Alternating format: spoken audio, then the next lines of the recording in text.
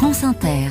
L'histoire du monde à 7h moins le quart. Anthony Bélanger, un nouveau député britannique, a prêté serment hier. Oui, la cérémonie est comme souvent en Grande-Bretagne assez pittoresque. Le nouveau député doit être parrainé par 2 de ses collègues. Il s'avance vers le speaker en inclinant 3 fois la tête en signe de respect et prête allégeance au roi Charles. Or, ce nouveau député appartient à un parti très minoritaire et dont le nom semble entrer en parfaite contradiction avec cette cérémonie aux relents médiévaux, le Parti des travailleurs de Grande-Bretagne. Quant au nouvel intronisé, c'est loin d'être un inconnu pour les Britanniques.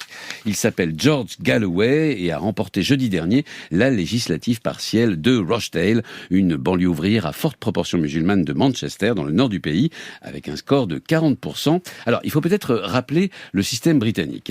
Il n'y a là-bas qu'un tour de scrutin pour les élections et le premier arrivé, quel que soit son score, remporte le siège. 40%, c'est donc un beau succès, d'autant plus éclatant que le siège devait revenir aux travaillistes, les grands perdants de cette partielle. Alors, c'est pas un inconnu au Royaume-Uni, mais ici, si, on ne le connaît pas. Qui est ce George Galloway ? Un électron libre, un maverick de la politique britannique qui, en 37 ans de carrière, a conquis à la hussarde 5 sièges au Parlement britannique en se réclamant de 3 partis différents en fonction des circonstances et de l'électorat. Un antisémite notoire, par ailleurs. Mais surtout, George Galloway a été exclu du Parti travailliste en 2003 pour avoir incité les pays arabes à se battre contre les soldats britanniques, engagés à l'époque en Irak auprès des troupes américaines. Il avait même été jusqu'à rencontrer Saddam Hussein. Cette fois-ci, sa campagne électorale est claire, n'avait en fait que 2 thèmes, Make Rochdale Great Again et le conflit israélo-palestinien. Dans son programme, il a écrit Arrêtons le génocide et le soutien à l'agression israélienne, tous derrière la Palestine. Quant à rendre sa grandeur à Rochdale, sa recette est simple, oui au Brexit, non au droit des transgenres